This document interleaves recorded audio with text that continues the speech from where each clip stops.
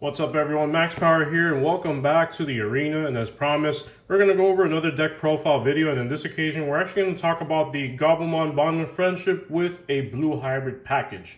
I know a lot of people like running either one or the other separately, but now we're seeing a lot of mix of hybrid with one color and another, maybe one engine and another, and I feel that this build that I'm about to show you guys today is actually very well, and we'll see why. If this is your first time in the channel here, welcome. We do try to do some deck profiles, pack openings of Digimon and Pokemon, so hope you guys stick around. Of course, do not forget our sponsors, you guys, with the like button, the subscribe button, comment. Please share this with your friends. Let us know your thoughts, what you think of this, and just help us get this video out there. Our last one with covering the Gabumon deck was very popular. Thank you so much, guys. Hopefully we can keep this going. Now, without further ado, let's go ahead and get into the deck itself. Now, typically you can play anywhere between 4 and 5 Digi-Eggs. For this one, we're going to be running a Kakumon. You can't really go wrong. A lot of people like playing Upamon, but we know it's not the most accessible card today. So this is something that actually works very well with Blue Hybrid, because as an inheritable effect, once per turn, when one of your opponent's Digi Evolution cards is trashed, you draw one card. This is very useful and important because a lot of the cards we're going to go over today, and in particular in Blue Hybrid, it runs a lot around building advantage of your own board while stripping your opponent's sources, getting rid of their lower level Digivolution cards. As it says, you get effects off of that, they lose stuff, and it just builds and builds. This is super useful. Again, it might not be the best one, but honestly it works very well in any sort of Blue Hybrid build, so that's why I highly recommend using Kakumon. And just those 4, so that way you don't have to worry about doing another card that doesn't really fit too well. Next up, we're going to go into one of the main cards for this deck. It's going to be the BT6 Gabumon. This is the one specifically that when you play it, or when you bring it out of raising, if you have a Matashita and play it, gains a memory. And then also when you play a tamer with Matashita in its name, you gain 1 memory. Blue has a lot of options to just gain memory as much as you want. You know, as it's something that we've covered before. I'll go over some basic examples towards the end as well, once we've covered all the cards as well. Additionally, it's inheritable is that if this Digimon is Gabumon Bond of Friendship, that good old Gabubond, you get to unsuspend it. That's one of the many options that allows Gabubond to unsuspend, attack again, that as long as you use these options, it's going to spell doom for your opponent's board. So next up here, we've got another Gabumon, although it's not too many. We've got, this is the one from BT5. Mainly what it does is on play, reveal 3 cards from the top of your deck, add 1 Digimon with Gabumon in its name, and 1 Digimon with Omnimon in its name among them to your hand. The rest go to the bottom of the deck. This is useful if you have any sort of cards with Gabumon. I can tell you right now, this deck specifically has Magna Gabumon. Not all Blue Hybrids run Magna. And specifically, I have not seen any Blue Hybrid Gabubonds that run Magna Gabumon. If you ask me, it's something that only helps it, and I highly encourage adding more. I have the 2. I think for now it works well. If you're looking at adding any other Gabumon, you can definitely do this one from EX1. And as an inheritable effect, as long as once per turn, when you attack, reveal the top 3 cards of your deck, add 1 Tamer card or 1 Digimon with Gabumon in its name among them to your hand. Place the rest at the bottom of the deck. This is useful specifically for getting out other Gabumon, as well as getting out Bond of Friendship itself. Very broken, very useful in this deck. Personally, I would like to add a few more, but so far I have only the 1. Those are options I will definitely consider adding to this build. It's not perfect, but it's been running very well, and it's actually destroyed my other decks that I have. That's why we're actually doing this deck profile today. Excuse me, guys, I have something stuck in my throat. Now, next up, we've got our Floodgate Cards, the Kakumon. These are useful. You're not going to Digivolve over these because your opponent can't reduce Digivolution costs as long as you just have it played. You just need 1. So if there's any cards that say, like for example, Yellow Hybrid or anything hybrid, that it reduces the cost if you play on top of a hybrid or its specific line, it's more efficient. This helps them have to Digivolve at full cost. Advantage to you, very useful. one version of the Floodgate, and the other one is this right here, Madoki Betamon from BT6. I believe both of them are, no, Siakumon's from BT5. This is from BT6. Specifically this one, when you have it on the field, your opponent can't gain memory except with Tamer effects. So very useful. This in combination with the Siakumon, they're trying to make efficient moves. They will not be able to. It'll mean less moves for them, shorter turns for them, more turns and longer turns for you. Next up, we've got this Gabumon from BT4. I thought I had more in this deck, but 2's not bad. If you can run 3 or 4, that would probably be optimal. This one's great because on play, reveal the top 3 cards of your deck. You can add one Digimon with hybrid in its name, and or one blue tamer into your hand. So even though it's not many, only the 3, but it helps you get those mats, those other tamers that we're going to be showing off later on, that helps run the strategy, as well as any blue Digimon you need, because remember, we are running blue hybrid, and we'll show off what those are once we get into the champions or level 4s. One more rookie, level 3, and this is going to be Nimon. You might think, why aren't we running Bokomon? Well, there's a lot of options that allow us to gain memory and also allow us to search our tamers and blue cards. So yeah, you could add maybe 1 or 2 Bokomon in this deck, but honestly, you don't really need it. And if you're running Tamihimi specifically, or any tamer with an inheritable, Nimon is your guy. Here's why. On play, you may play one tamer card with an inherited effect from your hand without paying its memory cost. You pay the 3 for him, you get the tamer for free additionally. Also, once per turn, when one of your Digimon with a tamer card in its Digivolution cards is deleted, you may play one tamer card from your trash without paying its memory cost. Now, you could play a tamer with an effect or without an effect inheritable from your trash when this happens. Think about that. So honestly, it's something that you get to loop, and honestly, Nimon gets you a lot of value that way. Which is why, even though yes, Boko gets you those 2 memory when you Digivolve over a hybrid or over a tamer, but it's not bad, but this is something to definitely explore as well. Next, going into our champions, our level 4s, this is Kakumon.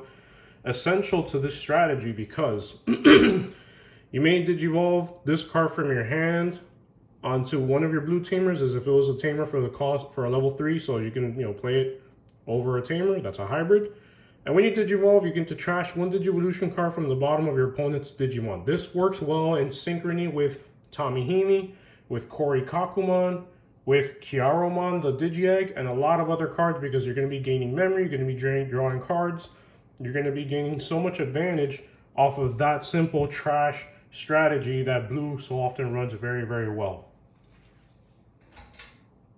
Next up, we're going to be going over Kori Kakumon. Kori Kakumon happens to be the one that goes up next over the Kumamon. And this is super useful, especially to this whole hybrid format, because, of course, it gets to reduce its cost if you Digivolve over a tamer or a hybrid. And when Digivolving, if a card with hybrid in its traits or Tamihimi is in this Digimon's Digivolution cards, one of your opponent with Digimon with no Digivolution cards, they cannot attack or block until the end of the next turn. This is the stun effect. Very useful, very advantageous when you're trying to build up your board and your opponent may or may not have an advantage. You're just kicking them down and make sure that they do not advance with their strategy. Also, it's very efficient. Digivolving off of Tommy, off of Kumamon, it just makes it a lot easier for you to bust it out and just kind of, build your board. Next up, we're going to be playing 2 Lobomon. No reason in particular, it's just good to have some hybrids. This is a basic one because it doesn't really have any crazy effects, no inheritables, no on-plays or anything like that. But it's just an option to just kind of play if you don't want to waste a turn, if you need to draw your cards. Remember, when you Digivolve, you draw cards. That's how you get your hand out, your deck. And it's just something that helps you out. Maybe you don't have the Kumamon. It helps you to get that one out so your Digivolutions are cheaper. And then we have, as a second level 4 strong option, we have the Kendo Gabumon from BT7. I like this one personally. A lot of people, you can kind of vary it. However, when you play this one, and as long as you're playing over a hybrid or Koji, this deck does not run Koji, and I'll go over why. It gains jamming for the turn. Jamming, basically, when you attack, let's say he's got, Kori Kakumon's got the 6000 DP, You attack your opponent's security, it ends up being a 7, 8,000, 10,000, maybe it's their mega that Kendo attacked. He doesn't get deleted because of jamming. Jamming prevents that you get deleted when it does battle with the stronger Digimon in security, or on the field for that matter. So very useful, only for that turn, but you're not really going to be keeping it long, because the idea is that you're going to keep Digivolving to your higher levels. Those are all the champion level 4s. Now we're going into the ultimate level 5s, which is just this one card. If I could play more, I would, because this is kind of the best one for blue hybrid. And it is none other than Beowulfmon. When you Digivolve, of course, it's 2 less over a hybrid or a tamer. And then when you attack, you may return 1 blue hybrid and its traits from its Digivolution cards to your hand, and you get to return a level 4 or lower to the owner's hand. Trash the rest of the cards. So this is very good, again, to build your advantage, to tear down your opponent's board, and it just causes a lot of problems for them. For then, next, we're going to go into our level 6s. Now, for our level 6s, we actually have 2 Magna Gabumon, like we were mentioning before. This card is a beast. I'm actually surprised more blue hybrids don't run it. I understand that you don't need it because you get that stun ability from the Korikaku, maybe Beowulfmon, and then that's where it really varies for everyone. I like this option, and I kind of just stumbled putting it in. I might add a third one. But this is great because even though it has a high evolution cost of 4, what he does is when you Digivolve and attack, but once per turn, you may return 1 card with hybrid in its traits from this Digivolution cards underneath to your hand, and you get to return 1 of your opponent's Digimon with the same level as the returned card to the owner's hand. So again, so you pop 1 of theirs, and then whatever's underneath it gets trashed. This is excellent. Again, it's kind of like a mini board wipe. You're building up, you're tearing their stuff down, and you haven't even attacked. Well, you do. So that's another option. You get to wipe out their security while you do that. And additionally, when an effect adds a card to your hand, you get to unsuspend 1 of your Digimon. When it says this, it could be another one that you have. Let's say you have 2 Magna Garus. This one attacks. It pops 1 of your opponent's cards, trashes the rest. You can either unsuspend him if he attacked. You can unsuspend the same one. Personally, I like doing the same one because of this reason right here. Yes, you can stop because it's a mega, it's a level 6, but here's what I like to do.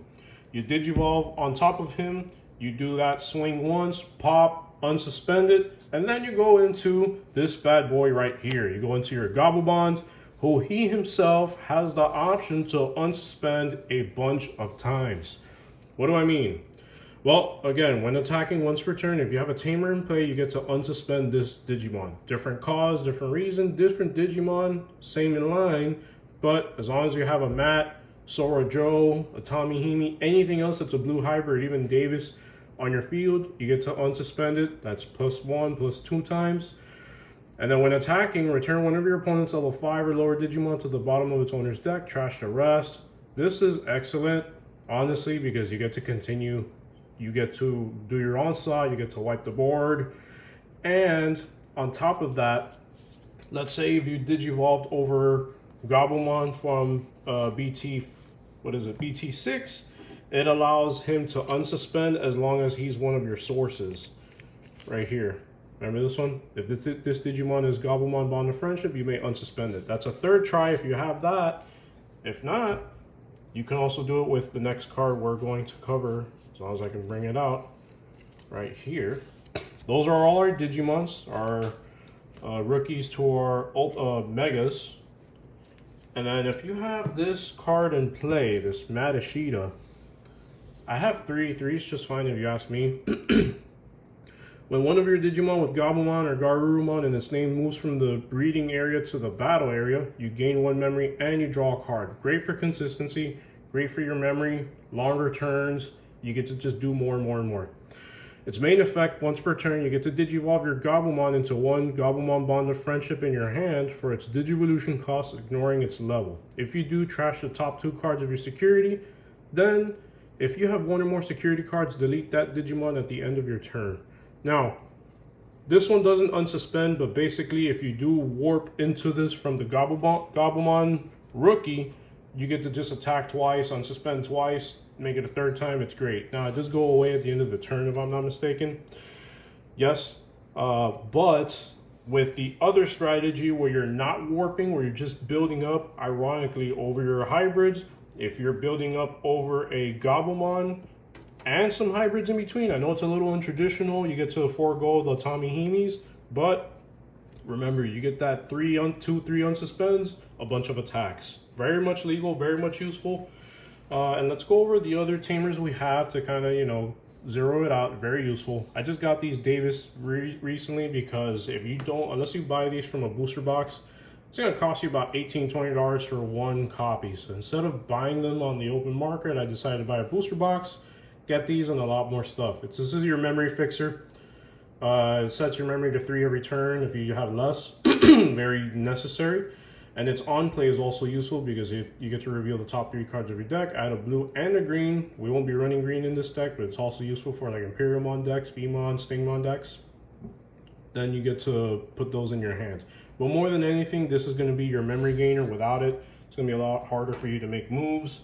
This, in conjunction with this next card, is pretty broken. Sora and Joe. Why do I like this card? This deck does not run Hammer Spark. It does not run a lot of the cards that people are used to. However, this is a little bit more of a cost-effective way, and it's also very useful, very helpful, and it does not ruin your strategy.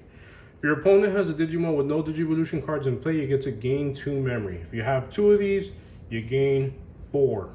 Super useful. On top of your Davis, if you have Davis and maybe 1 of these, you have 3 memory, you gain 2, that's 5. If you have a second one, that's 7 memory every single turn. It's going to make your Digivolutions a lot faster. You're going to be building your board, and you are going to be stomping all over your opponent. This is why this deck is great. It might seem like it's a bit of a conflicting engine, but it's really not, guys. You can do fully hybrid, go into Gabubond. You can do Matte Gabumon Warp, and still do that. The more cards you play, the more stacks like that you build, it's only going to help you. All of those things work in perfect synchrony, ironically enough, even though they weren't intended to. But hey, that's the good thing about Digimon. There's no right or wrong way to make a deck. I mean, as long as you have the ratios right and it works, it's beautiful, guys. That's why I say that it's very accessible to get into this game and you don't need to spend a lot of money. Next up is our last tamer. It's Tomihimi. This is great to play underneath your Kumamons, your Korikakus. In security, you get to play it without playing its security cost, so this is great to have in security if it happens to be there. And when you play, you get to trash 3 Digimon cards from the bottom of one of your opponent's Digimon. Also, again, works in conjunction with Sora and Joe, because as long as they have no sources, you gain your memory. This is beautiful, this is useful. And then on top of that, because it is one that encourages hybrid evolving, when attacking once per turn until the end of your opponent's next turn, unless you already have Kakumon, but let's say it's just Kumamon, one of your opponent's Digimon with no Digivolution cards can't attack or block. So between him and Kakumon, you're going to be stunning left and right your opponent's Digimon. This is beautiful, and this is yet another card that also works in conjunction with that blue hybrid strategy. Howling Memory Boost. And it just happens to have Gabumon on the cover. Isn't that great? This is from BT6. Main thing is that, again, you get to trash 2 Digivolution cards from the bottom of your opponent's cards. Then one of your opponent's Digimon with no Digivolution cards, guess what? It can't attack or block. You see the theme of this deck right here. It's basically build your board, strip your opponent's sources, stun them, slow them down, gain your memory, and just build your strategy way faster than they do. On top of that, because it is a memory boost, you get to gain 2 memory when you have it on your field. Maybe save it for next turn. I actually played a game where I had 2 Howling Memory Boosts in one turn. I didn't need to then and then. I was just waiting for either Matt or the Gabumon so I can warp. I used both of these, gained 4 memory from whatever I had, and it was just that much easier to go into your Gabumon Bond of Friendship. Last but not least, and guys, I want to thank you so much for watching the video. Again, like, comment, subscribe. Let me know if you want to cover any other decks. I do have some more coming. I've got a pack opening or 2 coming up as well soon. Just gotta go ahead and get to recording it, stuff and whatnot. And let's review the last card, Ice Wall. The thing that got limited to 1.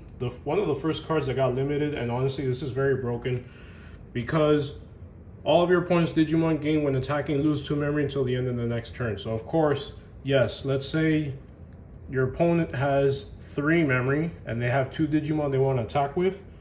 Attack 1 brings them down to 2. They attack a second turn, pass turn. So they got to think about it. Or if they have 0, They can only attack once, it's your turn. Very, very useful. And in security, it just gains you the 2 memory as well. So this is something that definitely slows your opponents down. Definitely works as a jam. You know, super useful. I'm just gonna go over a basic setup here real quick of what that stack can look like. It could be anything like Tommy going into Kaku.